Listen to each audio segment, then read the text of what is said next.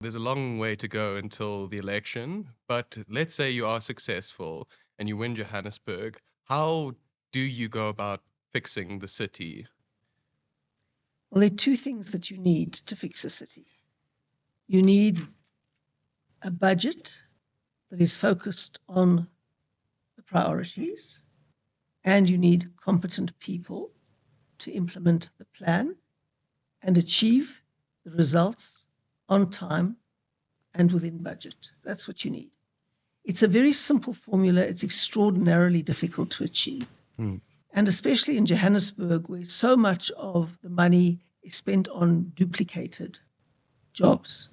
They're all the municipal entities duplicating what is done in the actual city administration, for example. There is an enormous amount spent on operational costs rather than capital costs and rather than maintenance. In fact, Johannesburg has the lowest maintenance budget pro rata of any city in South Africa. And it's that complete neglect of maintenance. Wait, is that just on that point? The lowest maintenance budget, like in Pro rata. quantum or as a percentage of the As a budget? percentage of the Okay. budget.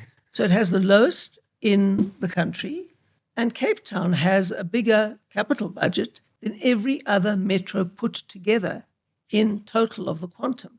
That is the kind of investment you need to keep ahead of the game, to keep delivering services, to make sure that the pipes don't burst every 5 minutes and that the reservoirs don't crack when you need them to work. That is the kind of investment you're talking about. And that's the kind of investment that Johannesburg has not had for 30 years. Mm. But on that point, I think, I mentioned it a little bit earlier that the DA has had some administrations and has had moments in which you've held the mayorship, you've been in charge of Johannesburg, but you weren't able to get the kind of magic formula working. Why weren't you able to affect the change in when you had power those times, and how can it be different if you are mayor? Well, primarily in 2016 and 2021, we didn't get enough votes. Mm. In 2016, very much against my better judgment, and I argued very strongly against this course of action, which is one of the reasons that I fell out with Musi Maimane. In 2016, the DA did a formal agreement to cooperate with the EFF. Mm. And if you're going to go and claim the mayoralty on the basis of an agreement with the EFF and dependent on the EFF support, you are never going to be able to govern according to DA principles, because the EFF will always demand its pound of flesh. Yes. And the EFF will make sure that it gets it in all sorts of ways. And Herman Mashaba learned that very early on.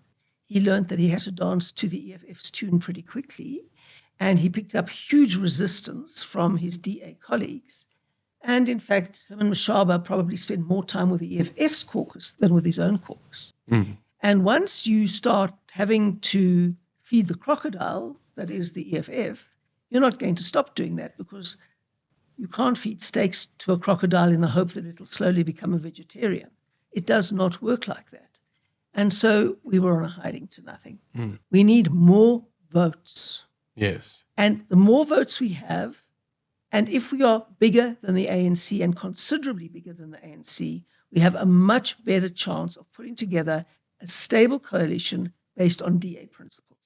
I want to linger on that point, because you didn't talk about the kind of 2021, the coalitions that came after that, Mayor Mpopalatse, and I think you kind of hinted at what might be the answer, but was that because you, in trying to assemble that coalition, you had to bring, 8 or 9 different parties alongside you, and with all of the concessions that were necessary, you didn't actually have enough executive authority to implement the DA vision successfully? Is that a kind of fair assessment of it? That's certainly part of the assessment.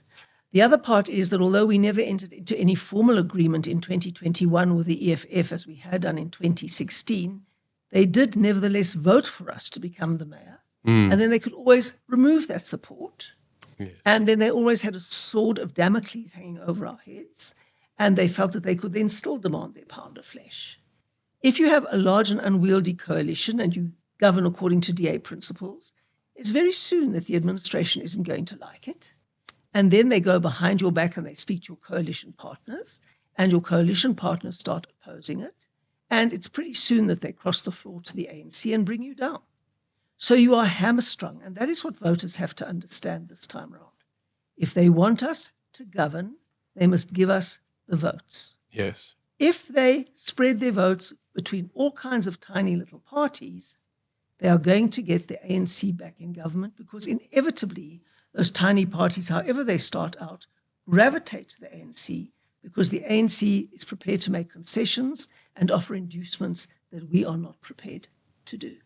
So if people want DA governance, they have to vote for it. They don't have to like me.